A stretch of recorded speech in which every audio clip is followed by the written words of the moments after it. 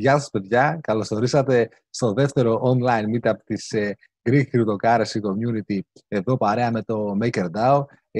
Αυτό είναι ένα meetup το οποίο το είχαμε οργανώσει να γίνει πριν αρκετό καιρό προς τα τέλη του Μαρτίου. Δυστυχώς δεν τα καταφέραμε λόγω των καταστάσεων. Παρ' όλα αυτά πάμε online τώρα σήμερα. Σίγουρα είναι ένα από τα πιο hot topic που κυκλοφορούν στα κρυπτονομίσματα, τα Decentralized Finance, και σίγουρα είναι κάτι το οποίο μας απασχολεί ήδη και θα μας απασχολήσει και πάρα πολύ στο μέλλον. Το Meetup θα είναι στα αγγλικά, γιατί στα αγγλικά είναι οι καλύτεροι ομιλητές που έχουμε σήμερα μαζί μας, και θα δώσω την πάσα στο Μόνη, ο οποίος θα είναι και ο παρουσιαστής και ο coordinator του σημερινού Meetup. Καλώς ορίσατε και πάλι. Καλή απόλαυση. Μόνη, ξεκινάς. Ωραία. Γιώργο, ευχαριστώ πάρα πολύ. Καλησπέρα και από μένα σε όλους. Όπως πολύ σωστά ο Γιώργος είπε, αυτό το meetup είχε προγραμματιστεί να γίνει πολύ νωρίτερα, αλλά δυστυχώς οι εξελίξεις μας πρόλαβαν και αναγκαστήκαμε να το κάνουμε online και αρκετά αργότερα. Προσπαθήσαμε να βρούμε ανθρώπους στο χώρο οι οποίοι είναι Έλληνες και να μπορούσαν να μιλήσουν για το DeFi, αλλά αυτό, όπως καταλαβαίνετε, δεν είναι πάντα εύκολο. Αντιλαμβάνομαι ότι υπάρχει μια μεγαλύτερη επιθυμία να έχουμε Έλληνες ομιλητές, αλλά αυτό, όπως καταλαβαίνετε, δεν είναι πάντα εφικτό. Παρ' όλα αυτά, θεωρώ ότι σε επίπεδο περιεχομένου, άσχετος περιορισμούς που αφορούν τη γλώσσα, που εντάξει, πάνω κάτω σίγουρα όλοι ξέρουμε αγγλικά, θεωρώ ότι θα έχουμε ένα καλό meetup σχετικά με το περιεχόμενο. Οπότε, αν μου επιτρέπετε, σιγά-σιγά θα μιλάω στα αγγλικά για να μπορούμε να επικοινωνούμε και με τους ομιλητές μας. Petru, how are you? Hey, how are you guys? Hey. Listen, I just want to thank you and MakerDAO for being with us today in our meetup, and obviously that means a lot, especially if it's happening in periods where we're slowly getting out of our cages and the weather is getting better and all that. So it means a lot that you guys are here with us today, and that counts for other speakers as well.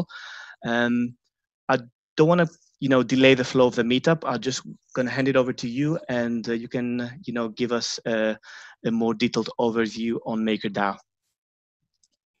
Cool, thank you. I think my background is not correctly put, but anyway, I'll shut off the video once I start presenting.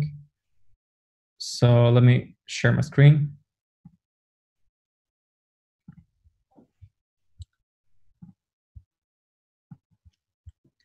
Can you see my screen?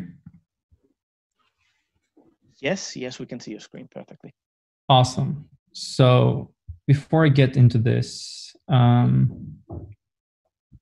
me present myself. I'm Petru. I'm an integrations engineer at Maker Foundation, which has the mission to bootstrap Maker protocol.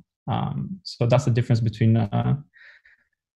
when you say a MakerDAO or Maker Foundation, right? MakerDAO is this decentralized autonomous organization. I'm not working, well, indirectly I'm working for MakerDAO, but through this Maker Foundation, which is a legal entity that has employees, and our core mission is to really bootstrap this protocol network out there in the world, right?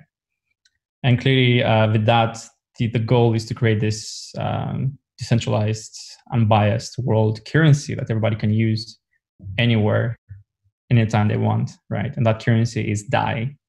So today, I'll talk about this Maker protocol and some important aspects of this Maker protocol that DAI allows you to have. All right, so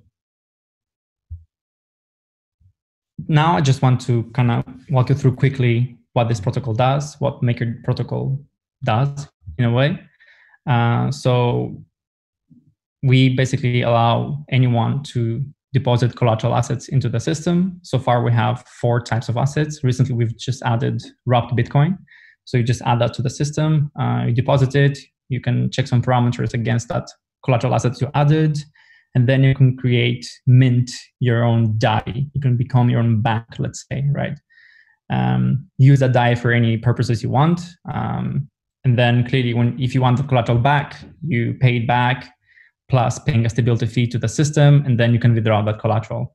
In case that collateral asset value drops and you cannot sustain the debt that you created with your DAI, then that collateral is taken and sold on the market for DAI to cover the debt, because the system doesn't like to have bad debt in a way, right? And clearly, as a last resort, if there's not enough collateral to cover the DAI, the Maker token holders, which are part of the MakerDAO ecosystem, they are responsible to make sure that this bad debt is taken off from the system by minting new MKR and selling that for DAI to cover that bad debt. So that's pretty much the overall idea of this Maker protocol, right? So next, I'll just kind of dive a bit deeper into this. But first, I want to show you this. This is the definition of transparency. I know we talk a lot about this in the ecosystem, in the community. We all brag about, oh, blockchain, it's all transparent, you can see everything. Yes, and this is the transparency of the banking system.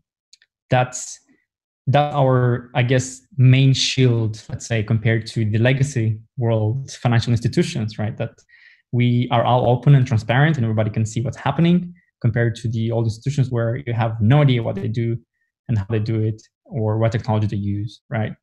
So clearly this system is very complicated, at the same time, very simple.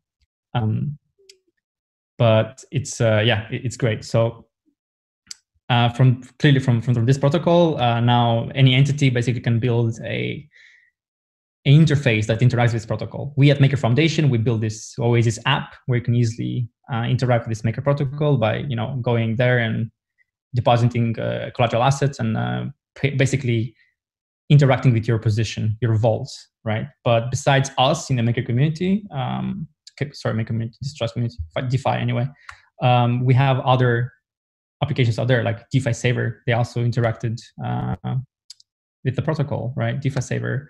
We have InstaDApp. We have Zerion, which is another interface. We have Ether Wallet, right? Argent, here you go.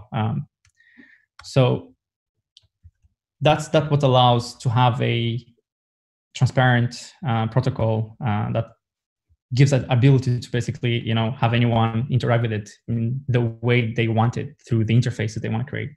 So the main topic for today clearly is this six aspects of the protocol, and they are DAI as a better form of money, Maker protocol as a decentralized credit facility for secured lending, Maker protocol as a more efficient central bank, Maker protocol also as a decentralized insurance company, which that probably might be interesting to you. And it's also allows you to create infrastructure to issue any kind of derivatives in the future as well.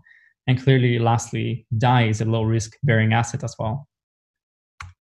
So let's dive into this. First, let's look at money. And let's look at the vision Bitcoin had back in the day. Bitcoin argued that scarcity is the basis of good money. We argue that credit is the basis of good money. In the last 10 years, Bitcoin couldn't reach a stable value. And this is probably due to the value stability trade-off. A scarce asset never has the stable value. So when we look at DAI, we see that it's always created against a valuable asset compared to euro, which is just created from the decisions of the European Central Bank. So Bitcoin and others are not stable because they have a fixed supply in circulation. That's clear. So its value will always fluctuate according to the market sentiment. If there's more demand, Bitcoin's value will increase. And if there's not much demand, Bitcoin value basically probably stale. So that's not necessarily that ideal for having a currency that you can use day to day to bargain, buying your groceries or doing business and so on, because the unit of account, it always changes. So it's basically a accounting nightmare to operate, right? So look at the fiat currencies nowadays as well. They kind of manage to do this job well in making a stable value of a currency, but the form of credit that they have, it's clearly unhealthy and grossly mismanaged, as we can see from our daily news that we get, and even from another hash in the block halving from Bitcoin, right? Another couple of trillions of dollars printed. So next is we have to look at how we can make a better form of credit. And that's where DAI is, because DAI, I believe, is the best form of money, because money, the best money as well, is credit. So we have to really figure out and make sure that the way this money is created through credit, it's very well managed. So Maker Protocol allows you to do that. Every DAI that's created out there is backed by an asset, by a valuable asset already, right? So there's no chance of having inflated printed currencies that's not backed by anything, right? Just by me deciding to print it, right? Because that's that I can, right? So DAI's value is also basically able to be stable, mostly because its supply is dynamic. If there's more demand of DAI, then all these vault holders, they're incentivized to print it. Just as currently, we have almost 0% for zero stability fees for almost every asset that you can borrow money against in our Maker Protocol, right? So that's a good incentive to give to vault owners to basically print more DAI, and the opposite way as well. So DAI is a credit money. I think you guys should understand that. It's the best credit form of money, as we think so far. So now looking at Maker as a decentralized credit facility for secure lending, DAI is created clearly by locking some collateral assets in it and borrowing against. And every DAI out there is always backed by an asset, by a valuable asset, right? For one DAI there should be at least $1.5 worth of collateral asset in there as well. So that's very important. And clearly we chose DAI to be pegged to the dollar because the dollar is the most used currency out there in the world.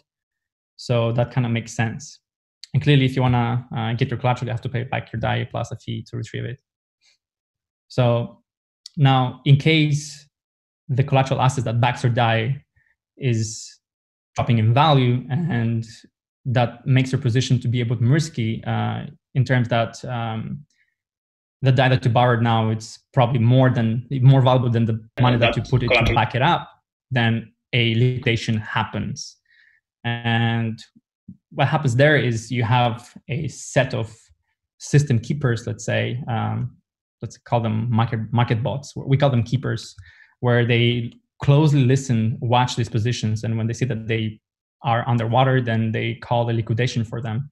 So what this system does is it takes the assets from your position and sells them on the market for DAI to cover all the DAI debt that you have, right? And if you're lucky to have some excess collateral, usually you should have, because your positions are always at least required to have 150% collateralization ratio, then the leftover is given back to you. Yeah, that's pretty much it. So looking at Maker again, with the big picture, it's nothing new. Maker Protocol is nothing new compared to the banks.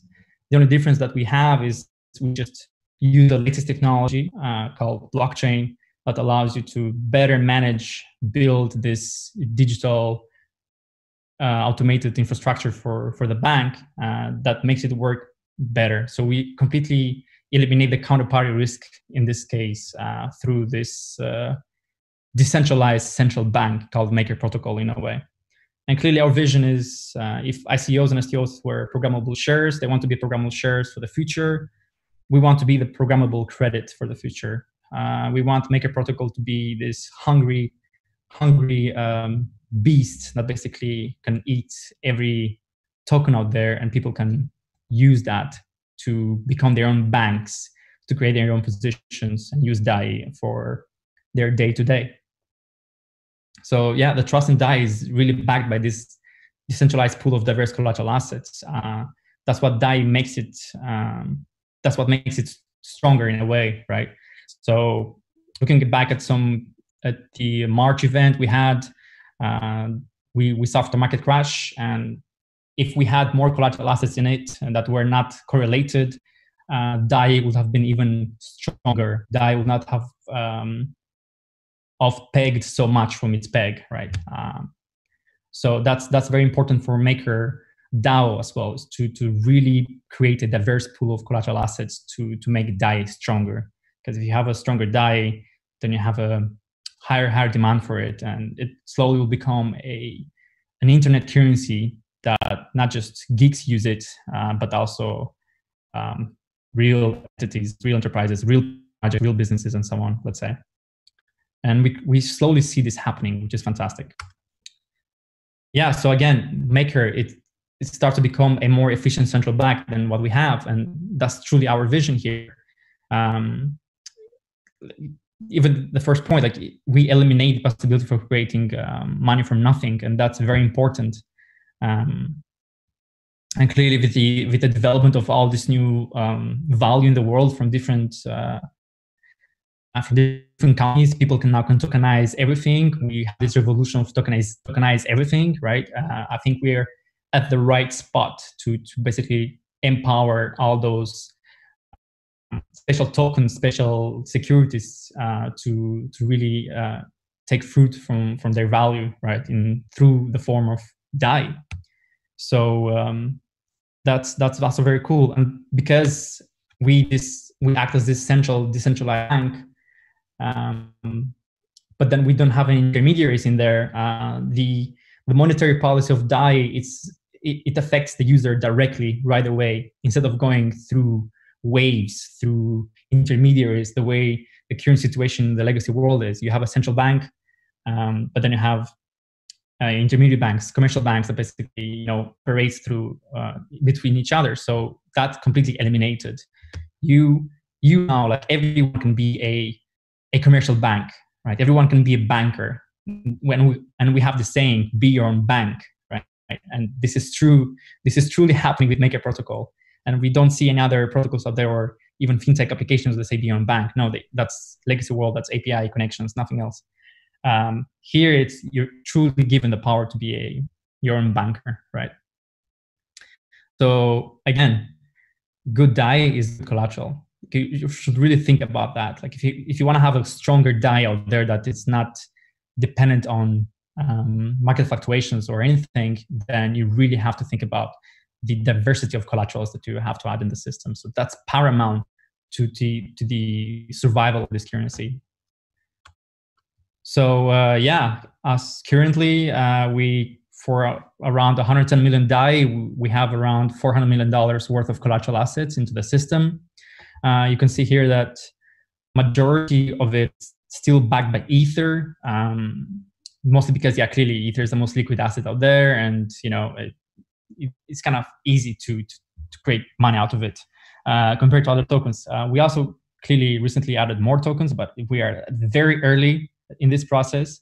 So hopefully in the future, we'll see this Ether market share to decrease and allow other tokens to take part of it in allowing the creation of more DAI, right? So hopefully in a year from now, we'll have tons of new assets that will back DAI. So let's look now at MakerDAO as a decentralized insurance company.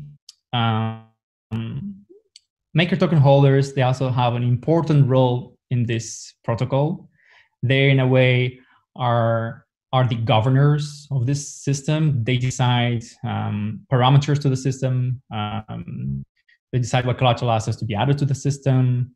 They, in other words, MKR token holders, they are responsible to price in the risk for all these assets into the system, right? They take the risk as well. They have skin in the game compared to the bankers nowadays. Maker token holders, they are the true skin in the game guys, pretty much. So besides clearly deciding all these parameters, stability fees, liquidation ratios, debt ceilings, and so on for all these assets, Maker token holders act as a last resort lenders to the system, wiping off bad debt. That's very important. We've been always saying this, but it never happened. But looking at the Black Thursday in March event, right, that was a test of this part of the system, see how, in a way, how well it works. And I gotta say that made Maker Protocol even stronger than what it was before. So yeah, during that time, what happened? there was a market crash. There appeared to be a lot of bad debt in the system, and the Maker protocol basically took the MKR token and started minting it for DAI to cover that bad debt, right? So who mostly lost in that process was clearly the MKR token holders as well, by having their total market cap of the token diluted, right? Sorry, yeah, never mind.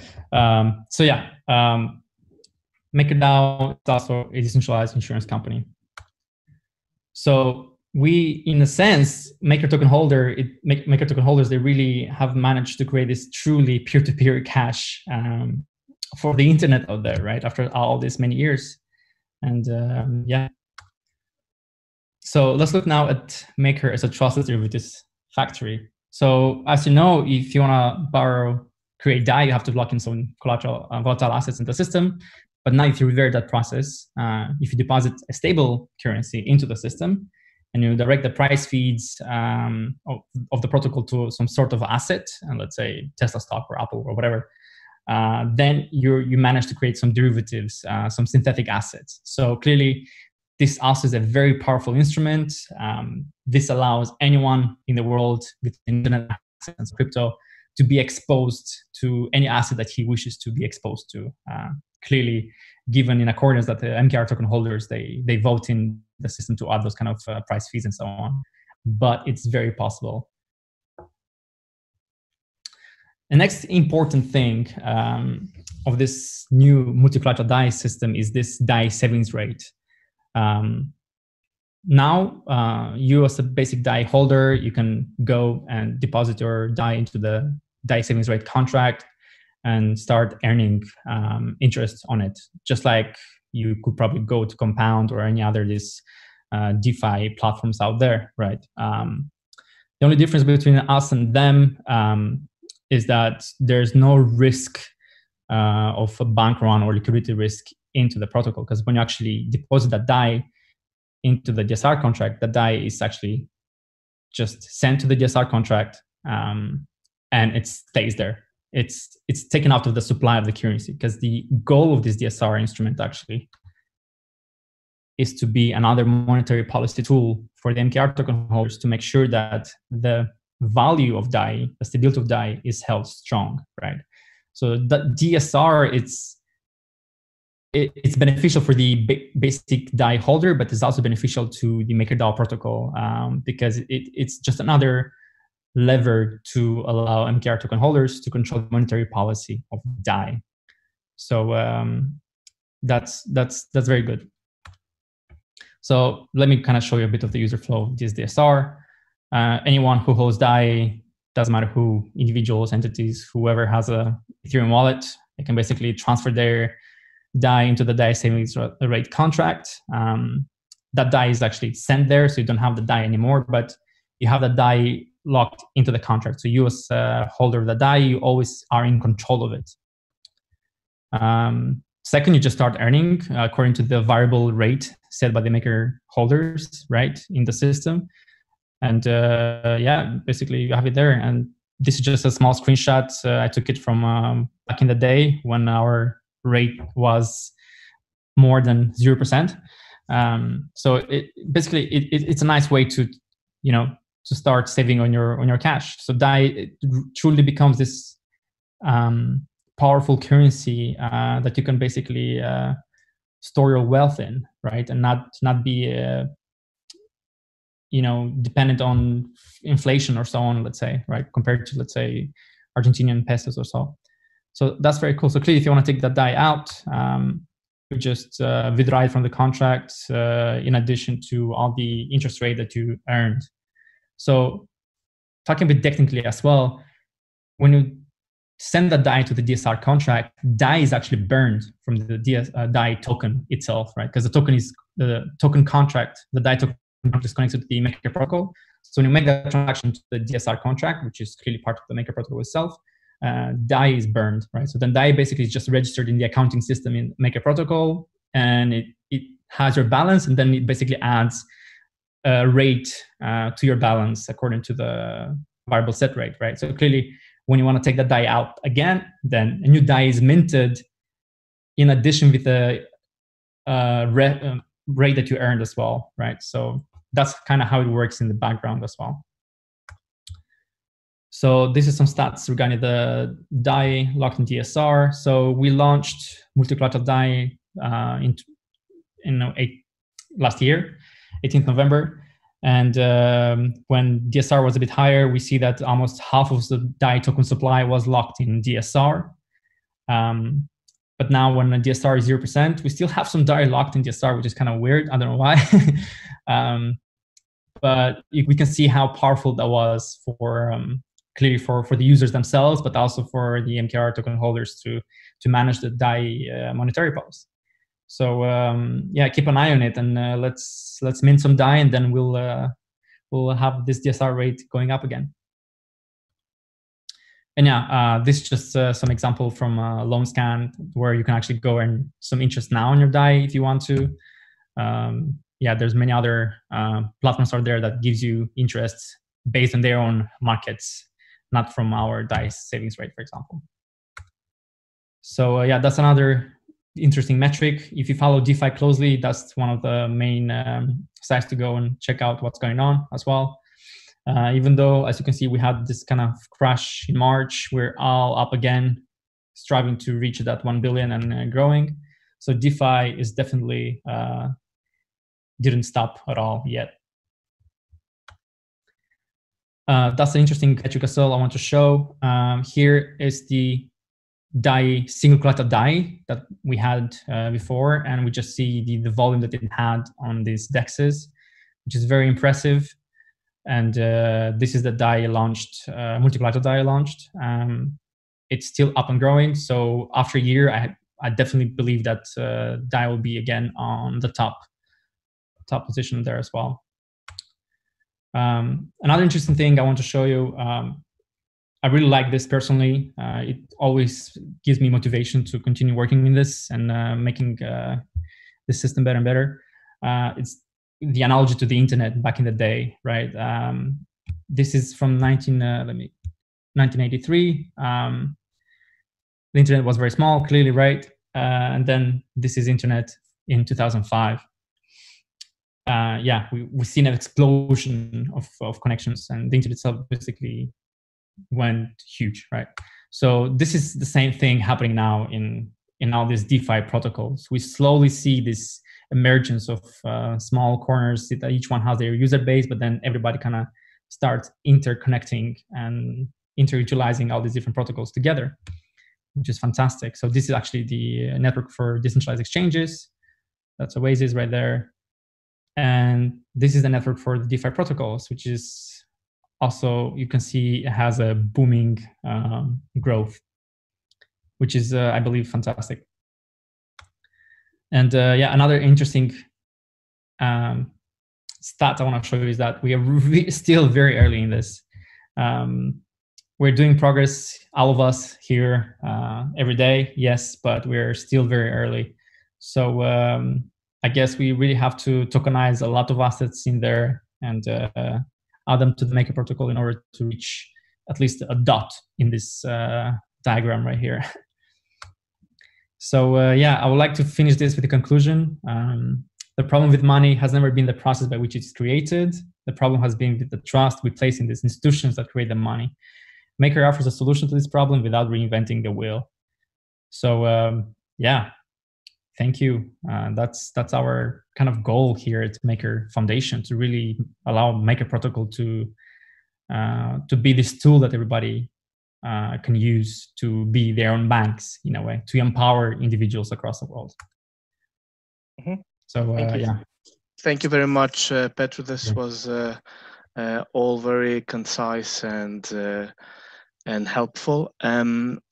We're just going to open it up for questions right now. And before I fire out those 4 questions I have for you, I will first, hand it over to Aris, who would like to first say his question. Hello, Petru. Thank you for the presentation. Very interesting. I would like to ask some questions about the collaterals used in MakerDAO. First of all, we have seen that we have correlated assets as collaterals, and you have spoken about using some more uncorrelated assets for this. And you made the case that Ether is the most used because it is the most liquid. However, in the traditional finance, using liquid assets as collaterals does not make much sense.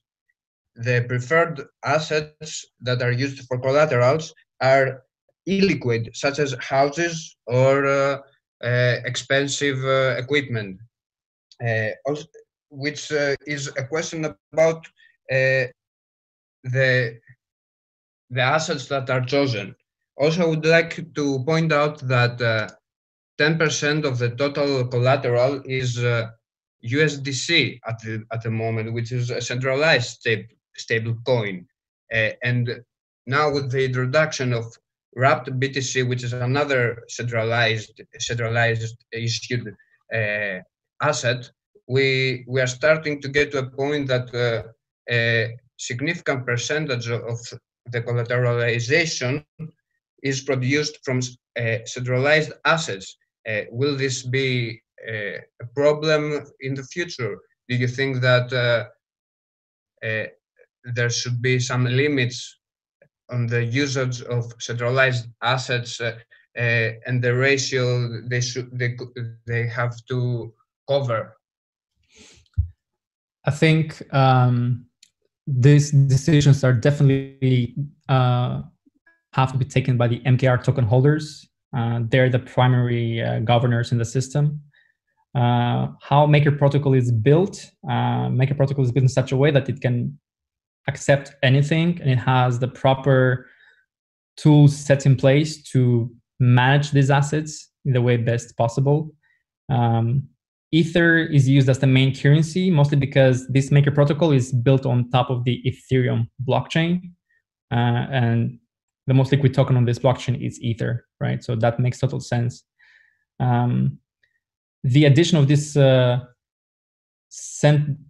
semi-centralized assets, let's say with USDC, that's been added as a response from the market crash in March to create DAI liquidity for the market operations, right? So even though the asset that you locked in the system can be centralized, you have a liquidation process. You have the keeper system as well, and the special adapters for these assets that manage decentralization very well, in my opinion. So in order to make DAI more stronger, let's say, right, to allow giving diverse assets into the system, you'll see a growth of centralized assets being added to this protocol. And the question is not if you don't need to add centralized assets. The question is how to make sure that you're not exposed to the risks as much as possible from these centralized assets. That's the question, because tokenizing everything means that you'll tokenize some assets that basically are centralized, have some issuing entity either way. If you want to tokenize homes, you have to have a connection with the real world. And when you have a connection with the real world, it's usually an institution that does that, right? So you'll see a emergence of hybridization, let's say, right, between decentralized and centralized, right? You see these bridges of different assets added to the system. Yeah, I don't know, like what else? What was the question again? I think you covered me, but I would like that the decisions are made by the maker holders, and that the future will probably produce more centralized, semi-centralized assets as collateral. But I think that the other part of the question is about you said but the people in general don't prefer liquid assets as collateral. You could, unless it's to leverage. This is a bit, you do not have to take a loan with a liquid asset to access the liquidity. You can just sell it. This is what I'm saying. You can easily sell your ETH if you want to access dollars. It's like this. Why in the first place people would lock their ETH in a vault to to have that DAI. It's because they don't want to have the DAI. They want to sell the DAI right away. They want to use the DAI for something, right? It's a lending tool, right? If you just want to have DAI, just go have DAI. Don't borrow it through adding Ether there, right? Just buy DAI from an exchange. So this part of the system, the lending part, is mostly used by more like market professionals that understand what they do and leverage their positions. They use that as a financial instrument, right, as their end goal. And like I said before, Ether is just added there mostly because it's just liquid in the Ethereum blockchain, right? It allows to easily facilitate that. Show me another token that I can add to the system and present it to the Maker community through the forum, and we'll make sure it's added if you know one, right? But the question is, again, like, you have to make sure that that token now is then entered, that asset is entered into the blockchain ecosystem. You have to tokenize it. And how do you tokenize it? How do you make sure that it follows the standards? How do you make sure that it's not that centralized as you want, right? These are hard questions, but we're welcome. Like, hey, if you have a solution, please show us. We'd love to know. Thank you for your answers, Petru. Thank you. All right, so I'll just move to the other 4 questions we have. Somebody's asking if it's safe to say that you're slowly becoming the SDR version of crypto. SDR is the special drawing right, if that rings a bell, if I'm not mistaken. And if you're going to go into the USDT path like Compound did. I'm sorry, I'm not familiar with the SDR part. Let's move to the second part of the question. If you're going to move to the USDT path like Compound.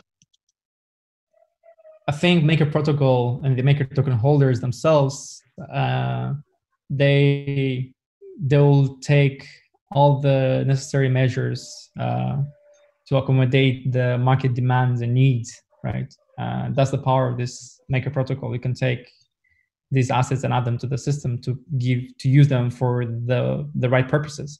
So adding another centralized token, let's say, that's permissioned to the system, it has a usage, and the Maker token holders are discussing it, and you can find all the reasons why in the at forum.makerdao.com. That's all I can say. Thank you. Let me move to the other question. Are there any plans to implement a Euro DAI? Yes, that's kind of in our roadmap as well. And like I demonstrated in the presentation, you basically will use this reverse vault position where you lock in a stable asset and direct the price feed to a different asset, right? So in a way, through that process, you'll be able to create this Euro DAI, right? There's many options now how you can do it. That's one of them. But yeah, that's definitely added. Clearly, we want to eat up the world currencies, right? Slowly. All right. And a question from myself. Are there any, because I've seen that ZRX has basically made an application to be, one of those coins that are going to be having collateral status like WBTC and all. So where are those discussions regarding that? All those discussions, you can find them at forum.makerdao.com. We have our special forum there where the Maker token holders, they converse very well the different assets, and all these assets providers, let's say, they also draw their applications there and they start conversations. And clearly we have our Rocket Chat at chat.makerdao.com, where you can also join in the conversations there and discuss. And we have our community meetings every Thursday where there's governance calls, right? Where people meet up, they talk the current market monetary policy of DAI, and then I also talk now about the applications of all these different assets, right? And please join, because the conversations are very interesting. It's like you're at the seat of central banks, right? And you discuss new monetary policy measures. It's great. Okay, I got a similar financial guy. So, I see. Okay, I got a similar question for Link as well. So I guess your answer applies to this as well. I'm referring to Chainlink, by the way. Yes, and I've got another question from Haralambos who would like to know a few things about the emergency shutdown feature of MKR. Sorry, I didn't understand that. Say again. The emergency shutdown feature of MKR. Of MKR? Yeah, of Maker. Yeah. Maker, not MKR. Yeah.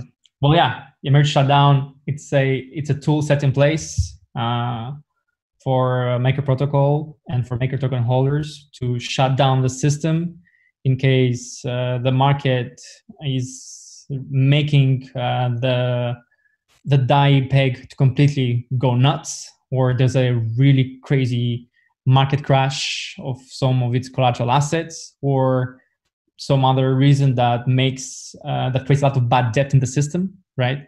That's when a emergency shutdown is triggered. And this emergency shutdown is triggered by the MKR token holders. They have to lock in a certain amount of MKR tokens, I think is 50,000, to this emergency shutdown module, and then activate the shutdown, right? And when the shutdown happens, the system, in a way, takes a snapshot of the current, all the price fees of all the collaterals in the system. And it basically allows, later at some point in time, allows any vault owners to withdraw any excess collateral from their positions, right? And they allow any DAI token holder to redeem the equivalent value in collateral from one DAI, right? That's the overall idea of this emergency shutdown. We have some good guides regarding this as well. We have some content. You can find that in our GitHub repo or in our blog posts. Make sure to have a look at that, or just ping me on Rocket Chat and I'll be happy to share you some links about it. But the emergency shutdown in itself is worth of a presentation. There's so many modules in the MakerDAO system that it's hard to go through it all in one go, right? So we can have like 10 more presentations like this to discuss each module individually and how it works and how it's connected, right? So Understood. Okay. Another question: is it possible to return DAI and get the collateral back? A question from Moschos. Yes, when emergency shutdown is triggered, you can redeem your DAI, right? So the question was irrespective of the emergency shutdown. It's a total different question, just to be clear. Irrespective of the shutdown. Well, in that case, you just sell or DAI for ETH, right? On the exchanges. You can't do it through the protocol when it's not shut down, no. Understood. Okay. And I've got a question from Xenophon as well. You have multiple community calls each week. Some are on risk and governance, but can you expand more on how to get involved with Maker? Yeah. Well, yeah, we have these community calls on Tuesdays and governance calls on Thursdays. We can just jump in and see what's going on, what's talking about. The overall idea is if you have something to say, just go and say it, whatever you want to clearly relate it to the protocol. If you want to get involved, say choose your battle and try to help us around with any ideas that you have. We have, if you want to just help Maker protocol from the community standpoint, we have some community initiatives that are very interesting and that you can help. Or if you're a developer, clearly jump in our chat, in our forums, and you can, through a process, through a Maker improvement proposal process, you'll be able to provide your knowledge, your consultancy, let's say, to this Maker protocol. And the Maker token holders will vote in to basically fund you for your work to take care of this Maker protocol, right? So it truly becomes now a true DAO, where Maker token holders, they give certain benefits to certain agents, entities that basically do work for this protocol, be it maintaining it, be it evaluating different assets to the system, and so on, right? So there's definitely a lot of things to do. If you're curious, just jump in, mostly in the forum.makerdao.com, have a read there, find what you're interested in, and just join the conversation. And clearly we're available in the chat as well. Like, ask questions. Don't be shy. Partake in this, because this is all a community, right? It's a group of people working on this. It's not a company, right? That's the idea. Understood. And we've got a final question from George, and then I guess we're able to release you, Petru. Awesome. I will address the question here. First of all, thank you very much. It was a great presentation. My question is this: since Maker is built on top of Ethereum blockchain, how much dependent are on Ethereum running correctly? Since what I mean is, if something happens to Ethereum blockchain, how does this affect Maker? Well, we're completely dependent on the Ethereum network, right? So that's a risk in itself, let's say. And that you can see as well, like what happened during the market crash in March, right? Like the Maker network, the Ethereum network really got congested. So that affected our own processes to make sure that the Maker protocol runs smoothly, right? So it's complicated. We're dependent on the Ethereum network, but we're very confident of being not depending this or running your own blockchain or something, so as you can be more independent, because there is a single point of failure if you're assuming that Maker succeeds and everything is running smoothly and you're becoming better and bigger every time, and if Ethereum fucks up, sorry for the language, that means you will go down with it. So there is a point of failure that it's not under your control, so doesn't seem very nice. It doesn't seem very nice, but that's a risk taken in, and we're very aware of this risk. And we can probably go ask this question again to our smart contract developers and ask them why we chosen to develop on Ethereum, right? And take Ethereum as it is. Clearly, we went on Ethereum because it allows you to build now stuff on top of it, which is fantastic. But also this has this future upgrades that are incoming slowly, right? So we're slowly dependent on that. So while we grow slowly and the platform itself, infrastructure itself grows as well slowly, I think hopefully everything's going to turn out okay. Okay. Yeah, you're right. We're dependent on this. Okay. Petru, we got a final question from Xenophone, which is it may be hard to communicate, but I'll try my best. I don't know if you're aware of collateral debt obligations, which is basically the toxic assets that banks used to hold back in 2008. So basically, yeah. So basically, the question goes a little bit of something like this. So if a bank makes a CDO, something similar to DAI vaults, I can buy and cash them out. Is this the same with DAI vaults as well? That's beyond my knowledge, to be honest. Okay, I don't think that works this way, no. But don't take my answer for granted as well. Understood. Okay. Listen. My only comment about this. Sorry, let me just finish this. Yes. My only comment between our protocol and the positions we take and the CEOs back in the financial legacy industry, and the only difference is that we're transparent, right? If those instruments were transparent, everybody could see what happened, it would have been a different situation, right? So those instruments are good if you make them work correctly. That's the whole thing. And through this DeFi ecosystem where you can see everything is transparent, you can use these tools in a more manageable way, right? That's it. All right. Yes, it does make sense. Thank you. And on this final note, Petru, I just want to thank you for being here with us today. Much appreciated. And thanks for all this useful information that you have provided. So at this point, I guess we're able to release you, and I want to wish you good luck in everything you do in the future, and obviously thank Maker for being with us here today.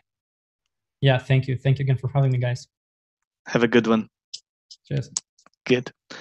Ωραία, λοιπόν, τελειώσαμε με την παρουσίαση του Πέτρου και όπως θα έχετε παρατηρήσει όσοι παρακολουθείτε νέα, γενικά περνάμε αρκετά περίεργες, ή μάλλον είναι μια περίοδος πρόκλησης για το DeFi το τελευταίο δίμηνο και αποφασίσαμε για αυτόν τον λόγο να έχουμε ακόμη έναν ομιλητή ο οποίος θα μας μιλήσει για τα ρίσκα στο πεδίο αυτό. Bogdan, you with us? Yep, right here. Good to hear. Listen, Bogdan, I just really want to thank you for jumping in on our call today, and it means a lot to us. We're really hoping we're going to have a deep dive from you on the risks in the space and, consider things that we need to be protected from. So without any further delay, I'll just get the ball rolling and hand it over to you. So if you can just share your screen and start your presentation, please. Thanks for having me, guys. Give me a second. Mm-hmm.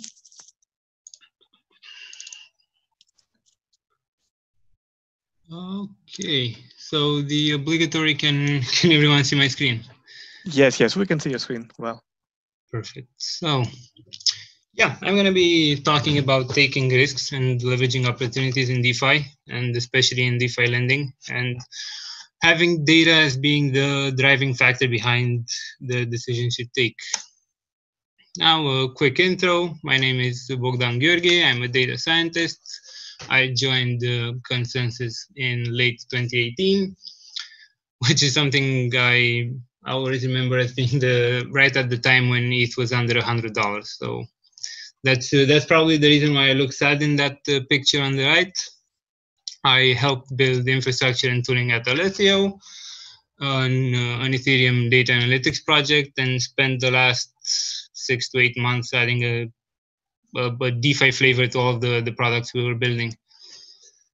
It's like this was what brought me to ConsenSys Codefi, where we're building the blockchain operating system for global commerce and finance. So this might sound like a mouthful and might not make a lot of sense at first. So let's unpack that a bit. ConsenSys Codefi, where Codefi stands for Commerce and Decentralized Finance. So let's get that out of the way.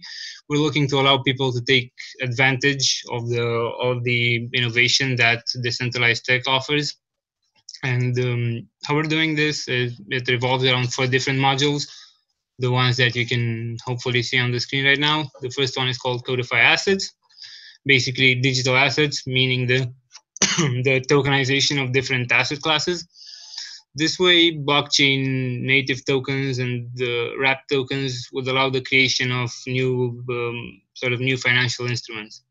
The second piece, payments, is a module that allows building rules into cash flows by using smart contracts, because everything is Ethereum based. And what this would allow is stuff like cryptocurrency-based payments and the subscription systems and stuff like that. The third module, Codefi Networks, deals with things like understanding lending risk, staking, using tokens to engage with the crypto ecosystem, and general crypto network stuff. Finally, the fourth piece, Codefi Data, has to do with understanding the quality of money moving into your network, whether that's a private or a public network. We aim to do that through developer support and proper tooling for things like KYC, AML processes. And I said I'm going to try and make things clear, but it's usually hard to put things into perspective when you just heard about them for the first time. So let's try and unpack this in a way that would make the goals behind these 4 modules easier to digest and actually get behind of, which is basically this. Since we're all maker fans here, hopefully let's try and look at this through a maker colored lens and keep things as simple as possible. Assets would mean tokenized assets such as securities, whether those are stocks or bonds or whatever, real estate and so on. And while you can wrap all of these in a sort of Ethereum compliant format, this would make them eligible for something like using them as collateral in a multi-collateral DAI. Payments, this one is much easier to understand. We can all imagine how cool paying our subscriptions with DAI would be, whether that would be for Netflix, Apple Music, or the Wall Street Journal if you're a nerd or anything like that. So Codefi Networks, building and educating communities. That's something along the lines of the recent transfer of the MakerDAO token to the MakerDAO token control to the community. So in this journey towards a DAO, a full self-sustaining DAO, this would be the example of building such a network or a community.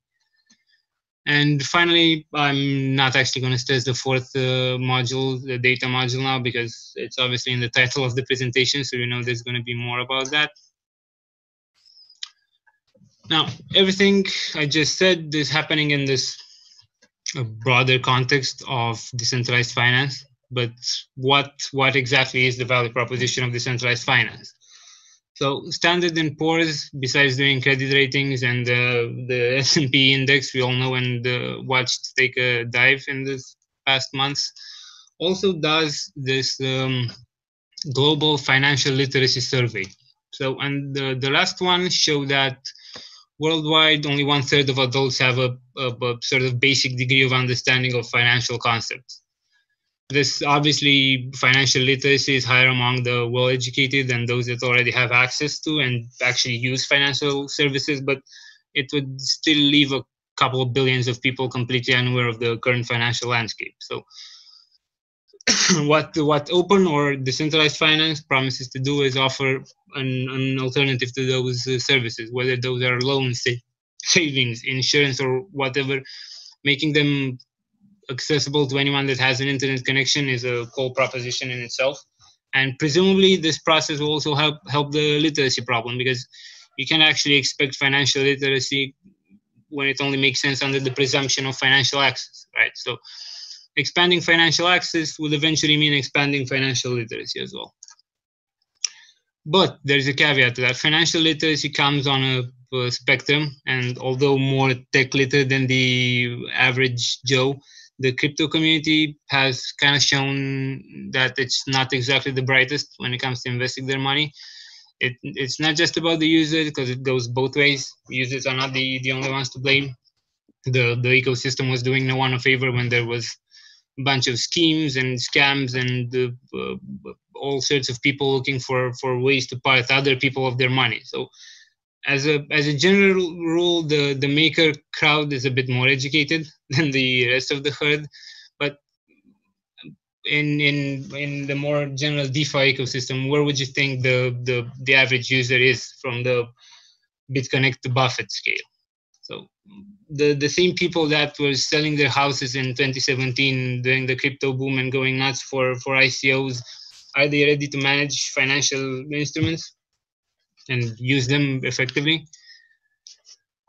And of course, in lieu of a better way to speed up this process of financial literacy, which is something that would realistically take more time and would probably happen organically anyway, we can help by offering proper tooling, and this can step in to fill some of those gaps.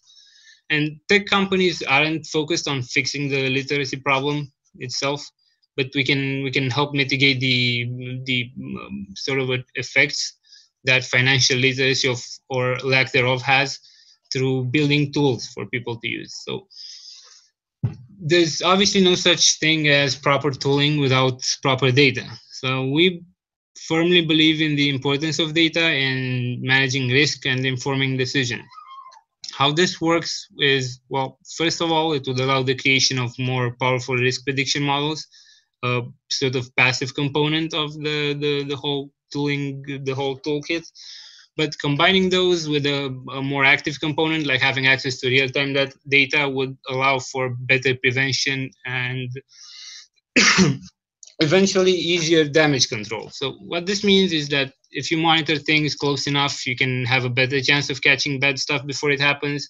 And when it inevitably does happen, you can sort of minimize the damage and hope to bring the costs down a bit and the impact of those things.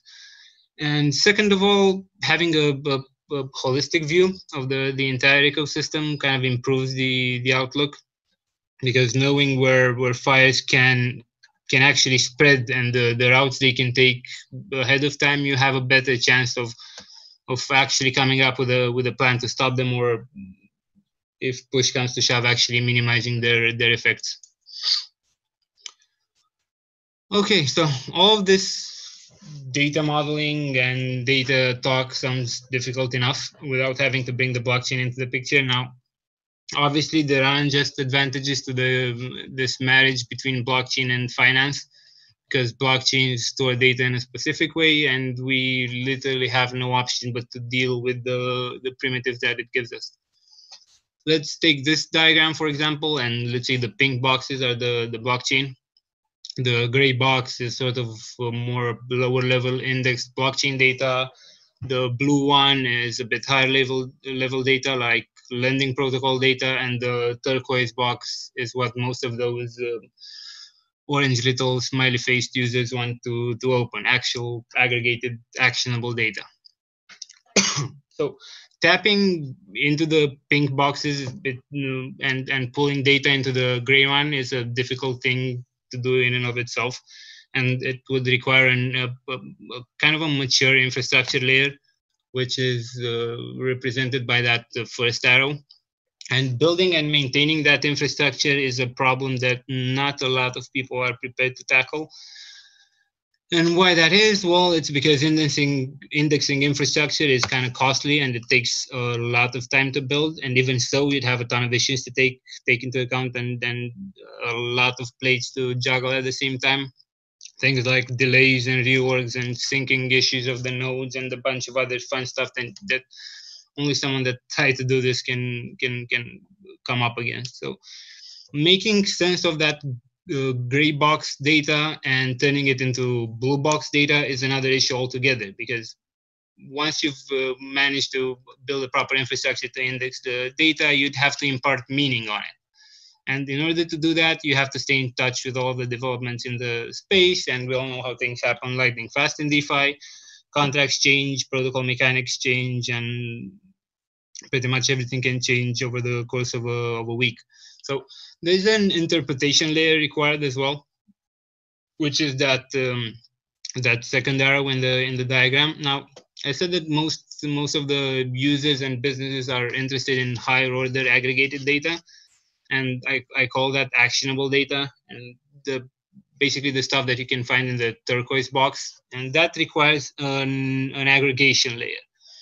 And let's say that's the third arrow. That does all the sort of running calculations, keeps tabs of everything that's going on.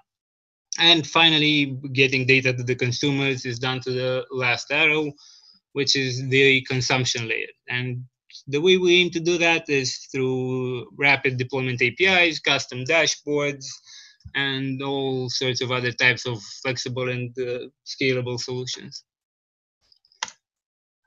Okay, so far we have kind of established the context of the discussion, which is financial risk management, and the solution we came up with that data, and especially using data-driven tools and the infrastructure behind it to base your actions on insights derived from data. But we defined the context and the solution, and we haven't actually discussed the problem we're trying to solve. So let's dig a bit deeper into that. And when we can all agree that when it comes to investing, there's no such thing as avoiding risk, right? Because you may feel comfortable with more or less of it, and maybe more or less, let's say, quote unquote, rational with it on that bit connect to Buffett scale I've shown earlier. But risk is more than just a choice, because once you decided to do any sort of investment with your money, there's no way of escaping it fully. And etymologically speaking, the word risk came from the Arabic word risk, which meant sustenance or livelihood. And now, once that we established that the risk is essential to survival and prosperity, and since we've come a long way from risking our lives for sustenance, we can start to talk about it in terms of an optimization problem, which was something that, let's say in more recent terms, like in the 1950s, it's what Harry Markowitz is credited with by introducing the new concept of risk measurement and their application to the selection of portfolios. And in this context, risk refers to uncertainty. And he offered the framework for analyzing risk and return and the relationship between risk and returns. And this led to the concept of efficient portfolios. So basically, you can either set the risk you're comfortable with and then optimize for the highest returns, or set the returns you want and optimize for the lowest risk. And Markowitz is kind of the granddaddy of modern portfolio theory, but at the end of the day, that's just what it is. Portfolio theory is just theory. And in practice, we'd have to narrow down things to the scope of what we're actually interested in, which is DeFi, and the specific risks that come through using it. All of these are new financial paradigms, even to more seasoned and experienced investors, and we've all seen how the Black Thursday events influence the markets and how rapidly everything changes when something bad happens. And the only way to protect yourself is to attempt to reduce that risk. And in order to reduce risk, as we emphasized previously, you kind of need to increase two things: knowledge and data availability. The definition of financial risk is not set in stone. It's usually split in 4 categories, like market, credit, liquidity, and operational risk. When it comes to decentralized finance, the sort of DeFi adaptation, in our view, is more or less split between smart contract risk, centralization risk, and financial risk. Sorry. The first one, smart contract risk, would be the counterparty risk equivalent in DeFi. And while DeFi is often referred to as trustless, basically anyone that uses any type of DeFi platform must trust the smart contracts they're interacting with. And the smart contracts could be opaque to the user, which is sort of similar to trusting the smart contract code in the way a user trusts any type of Web2 infrastructure. And this is kind of why proper auditing is very, very useful in this case. The second one, financial risk, is because DeFi actually inherits many of the same risk as legacy finance, and most lending platforms in particular use over-collateralization to reduce credit risk, but over-collateralization does not completely remove credit risk. Because crypto assets are notoriously volatile, and most platforms have no method of recovering from insolvency caused by volatile collateral assets. The third and last one, centralization risk, is an important one to consider when actually lending money with DeFi protocols, because different DeFi protocols have different levels of centralization, and we're still not yet at a full decentralized protocol. Okay, now let's take these one by one and see some examples of them in practice. The first one would be smart contract risk, and the recent lender for D-Force incident exploited that reentrancy vulnerability, which was basically due to the incomplete compatibility between the protocol itself and the ERC 777 token standard. But this time it had way more success. $24 million were drained, a little over $10 million worth of wrapped ETH, almost $10 million worth of USDT, and HBTC, and more than a dozen other tokens. Financial risk. Now for this one, I took a more Maker-related example for this one, the Black Thursday events, and the chart I show shows the expected correlation between liquidations and ETH price. And historically, the largest spikes in the total number of liquidations, which is something we can see in the red line on the chart, usually coincides with the dips in ETH price, which are shown on the green line. However, what actually made these special is that the number of liquidations is not always proportional to the amount liquidated, the orange line in the chart below. And in the past, more liquidations didn't necessarily also mean larger amounts liquidated. But in this case, on Black Thursday, the average amount stood out by quite a lot. So there was over $1 million worth of collateral liquidated on the platform. Now, for the third type of risk, I couldn't come up with a better picture for it, so it's just the MKR logo. And let's end on a positive note and highlight some of the good stuff going on, which is mainly like this great step of moving towards decentralization that Maker has been doing. I'm just going to quote a couple of things from the announcement itself of the move of MKR token to control towards the community, which I guess we're all probably aware of. On March 25th, the Maker Foundation announced that the MKR token is in full control of the community, which is a huge step towards complete decentralization and building a self-sustaining, decentralized, autonomous organization.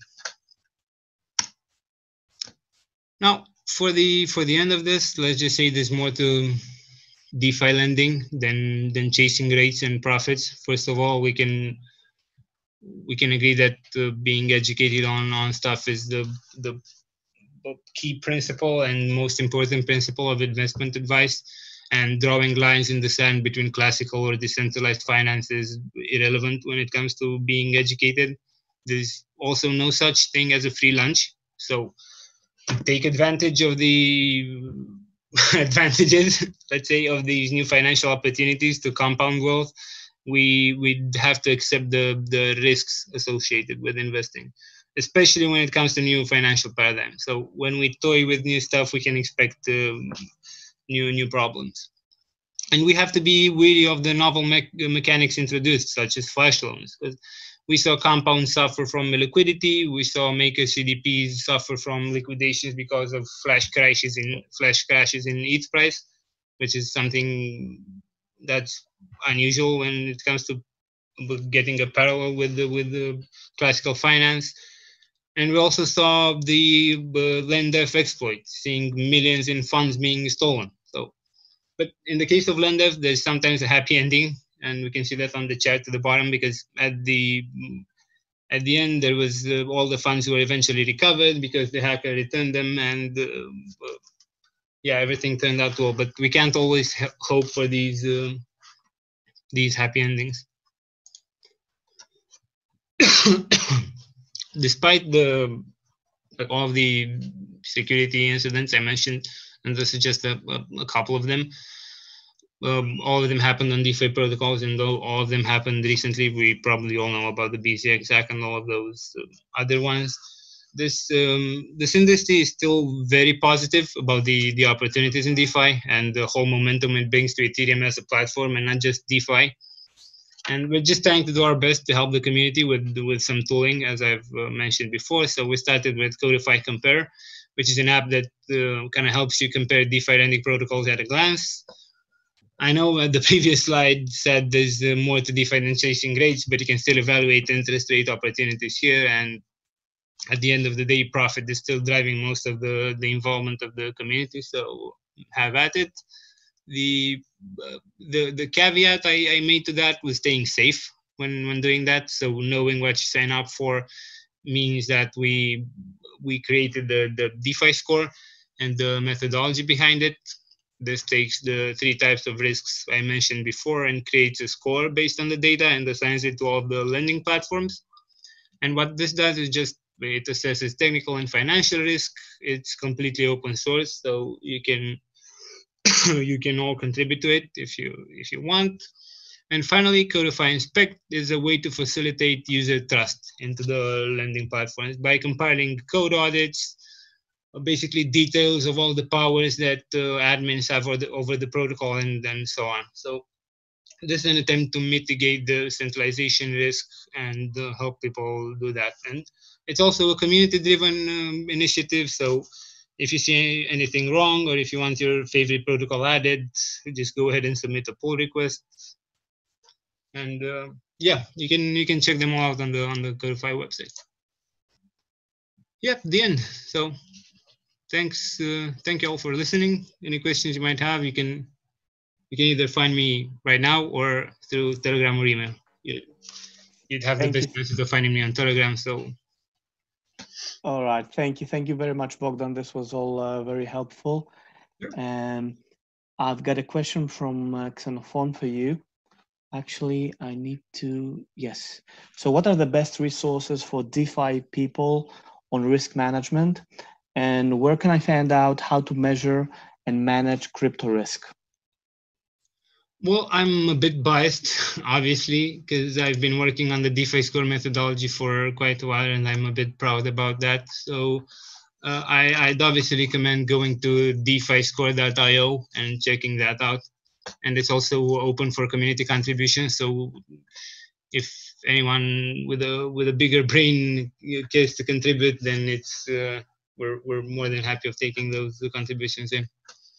Yeah, that's it's essentially a way of understanding and quantifying the main types of risks we identified. So if you want to learn more about that, you can just go over to the website and read up. Understood. Thank you. All right. I don't see any further questions for Bogdan at this point. So Bogdan, I really want to tell you that we're very appreciative of the fact that you prepared this presentation for us, and we'll make sure that we share the YouTube video with you in due course, so that you can, share it with the rest of your community. Sure, and thank you guys for having me. It was fun. I tried to keep it more casual, but if anyone is interested in more of a detailed dive, you can find me pretty easy. Excellent. Appreciate it. Sure. So I guess we can release Bogdan at this stage, and we got Emanuel with us, who's gonna basically guide us to the last part of our presentation. Emanuel, would you like to unmute yourself? Yep, I just did. Hi, All right. everyone. Good stuff. So Emanuel is basically literally on the other side of the world. He's currently sitting in Australia as we speak, and I understand it's past midnight over there. So many thanks for being awake for us. So Yeah, you're welcome. Without further delay, I'm just going to hand it over to you so that you can start. Perfect. Can you see my screen? Yes, we can see your screen perfectly. Awesome. I'll just click on present then. Yeah, hi everyone. So quick introduction. I'm the creator of a website called cryptotesters.com, which is basically a crypto product comparison platform showing people where to get started with crypto. So where to get the best wallet, the best exchange, hardware wallet, or yeah, soon we're also going to add loans and crypto savings accounts and all of that. But today I'm going to talk about the Ethereum wallet landscape specifically. And yeah, I like this topic because I think wallets are really essential to crypto. That's where most of the activity is taking place. And yeah, self-custody is really the major breakthrough of crypto. In the same time, I think there's been a lot of progress in the wallet space in the last year. And I'm not always sure about whether this progress has been kind of perceived in the outside. Notably, a lot of the problems that users faced in the hype phase of 2017, which is when many people got to interact with crypto for the first time, those have been largely solved now. So in this presentation, I'm going to go through some of those UX problems and then talk about the solution that exists nowadays. And because a lot of the solution lies in smart contract wallets, I'm going to quickly give you an overview of what smart contract wallets are. So on Ethereum, you basically have two types of accounts. You have externally owned accounts, which are the standard accounts that probably everyone knows. Those are the ones that are controlled by a private key or seed phrase, and there's no code associated to them. So they're free to generate. It's free to generate like a limit number of key pairs, but you must protect the seed phrase. And if you lose it, yeah, you're screwed. And it's also limited what you can do on top of a externally owned account. And then you have contract accounts. And contract accounts are basically accounts with a layer of code on top of them, which allow to implement all sorts of other features that you wouldn't imagine a crypto wallet can do. So yeah, let's look at private key management, which is the biggest problem in the crypto world. So I'm going to explain how Argent implemented this, but a lot of other smart contract wallets have implemented similar mechanisms. But I like to use Argent as an example because it's really easy to understand. So in the case of Argent, my funds are stored in a contract account. And the contract stores basically who is the owner of that account. So on my Argent wallet, I have a key pair, I have a private key, and the contract knows that the owner of the account is basically that key pair. And the contract lets you also define guardians. Guardians can basically be any other Ethereum wallet, and they help you protect your account. So in my case, let's say one guardian is my mom, who also has an Argent wallet, and another guardian is my Ledger hardware wallet. Okay, so now let's look at how a recovery would look like if I would lose my phone. Okay, so in this case, I would get a new phone. I would would install the Argent app on my phone. I would put in my Argent username, and then it would basically automatically contact my guardian, so in this case, my mom. And I would also go into my Ledger wallet app and also there approve the request.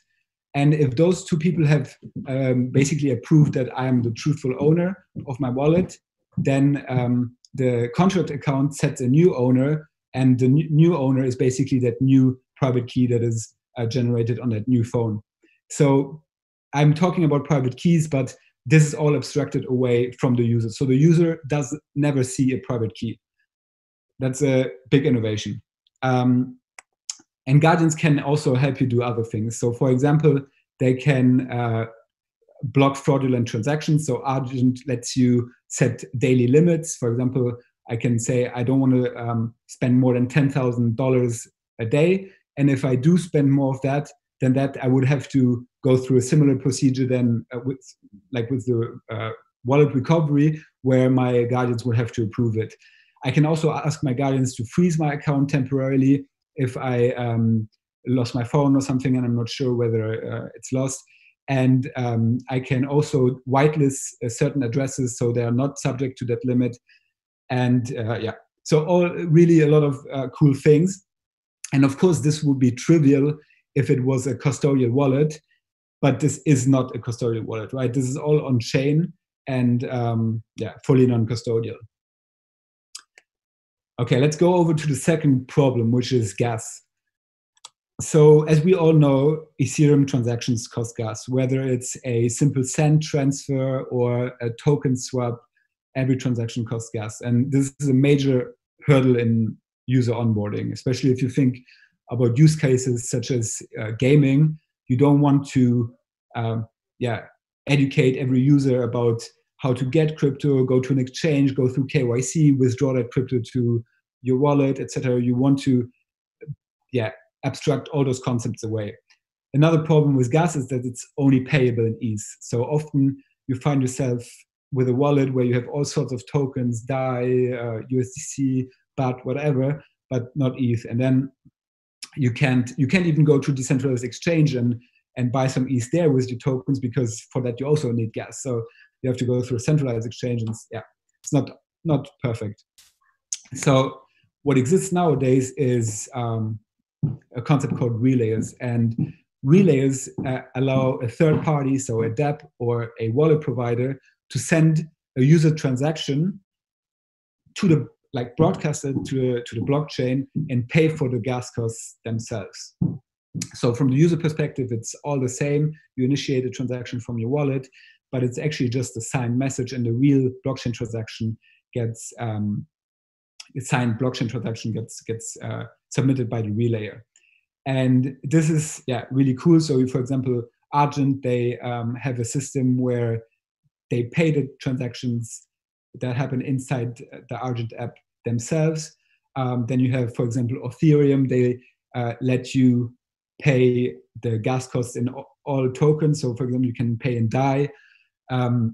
You can implement all sorts of things. So other wallets would implement a fair use policy, let's say 10 transfers per month for free.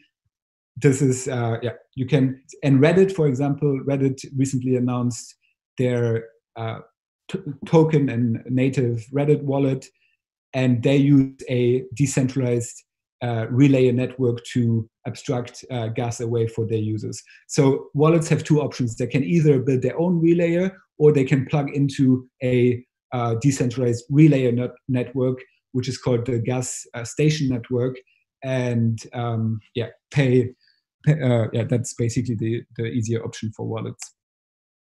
So then let's look at DeFi interactions. DeFi interactions are a bit cumbersome, or used to be. When you, for example, want to swap ETH to DAI, you have to first first convert ETH to WETH, which is an ERC20 token, because you can only swap ERC20 tokens to ERC20 tokens. Then you have to approve the WETH transfer, and only then you can trade WETH. And those are all like on-chain transactions. So every of those steps is not only a button click, but it's also 1 or 2 minutes that you have to wait until the transaction is confirmed on the blockchain. Now, smart contract wallets let you batch those transactions and basically chain them together and execute them as one atomic transaction. So for the user, this can all be reduced to one tap. And again, here I'm going to show Arjun, because they have this really cool video. I don't know if you can hear the sound, but it's not important. I'm just gonna let it play.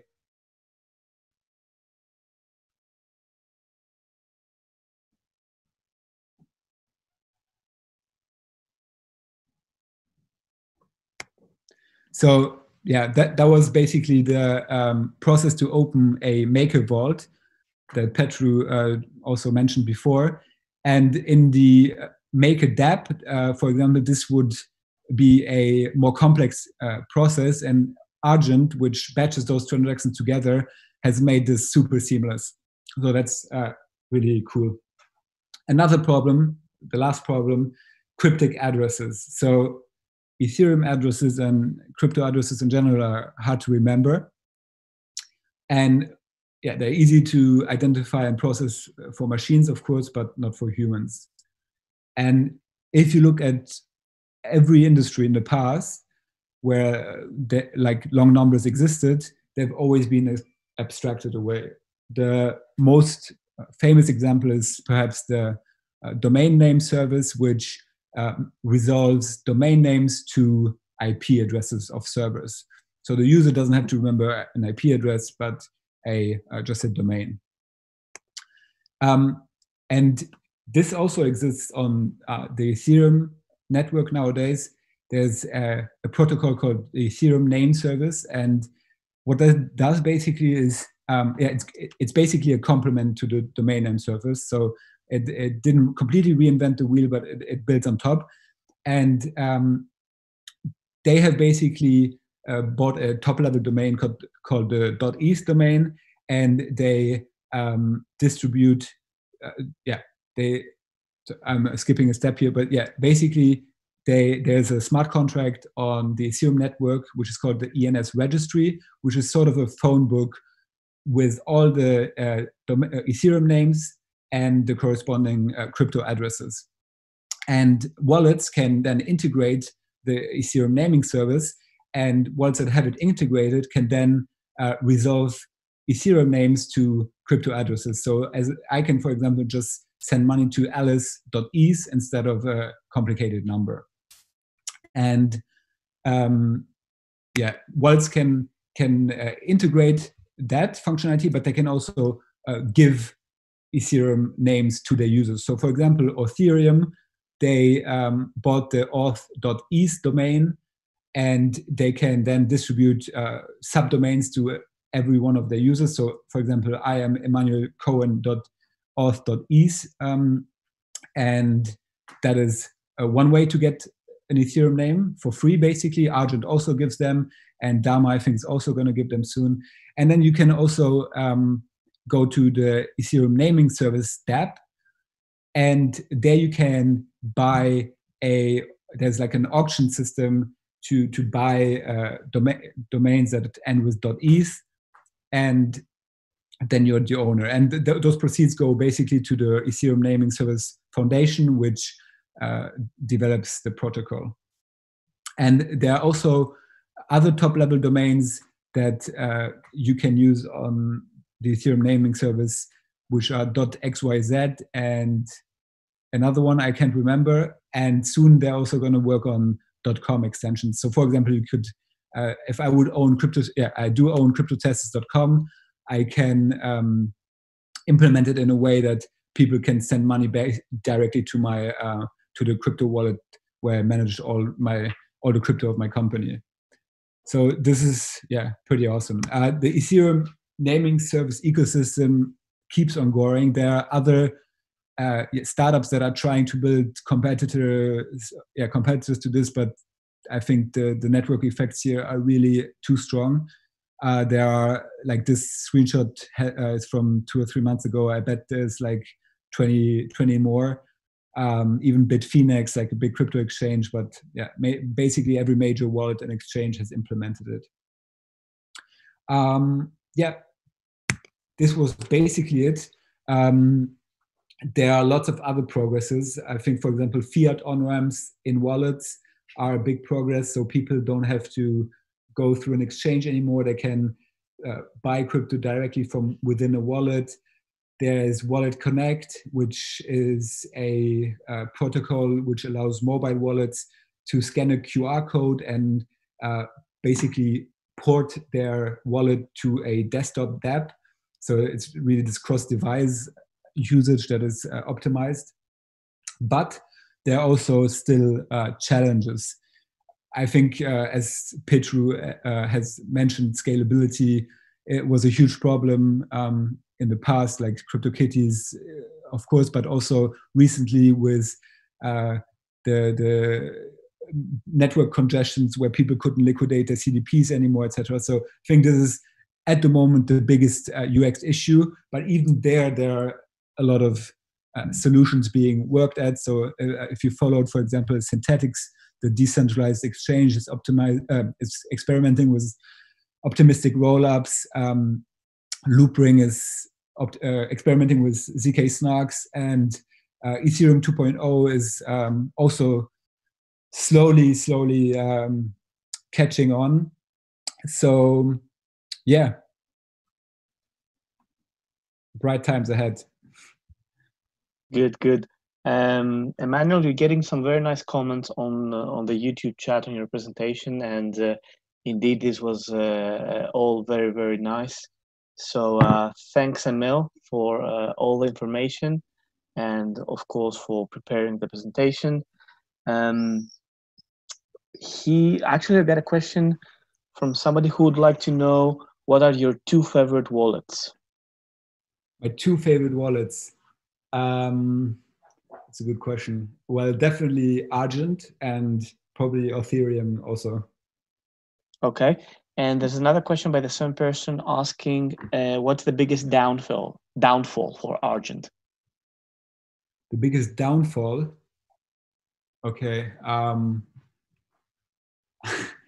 really a big fan. I mean, scalability is a huge issue, but it affects all wallets, not just Argent. I can't think of one right now. Maybe I'll think of one and post it on Twitter or something later. Okay, all right, excellent. Emanuel, thank you very much. And I guess we can release you as well. As we said, you're sitting on the other side of the world, so it's probably way past midnight right now. Yeah. So, again, thank you very, very much. And we'll definitely looking forward to remain in touch. Cool. Bye-bye. All right. Thank you. Ωραία, Γιώργο, ο λόγος σε σένα, άμα θέλεις να το κλείσουμε, αν δεν υπάρχουν κάποια άλλα σχόλια, παρατηρήσεις. Παιδιά, όλα καλά. Νομίζω ευχαριστούμε πολύ που παρακολουθήσατε.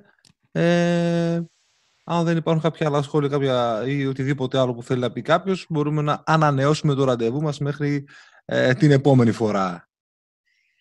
Ωραία. Εγώ το μόνο που θέλω να πω, ένα τελευταίο σχόλιο, είναι ότι την επόμενη φορά θα έχουμε ένα θρυλικό coin, οπότε μείνετε μαζί μας για περισσότερες πληροφορίες σύντομα.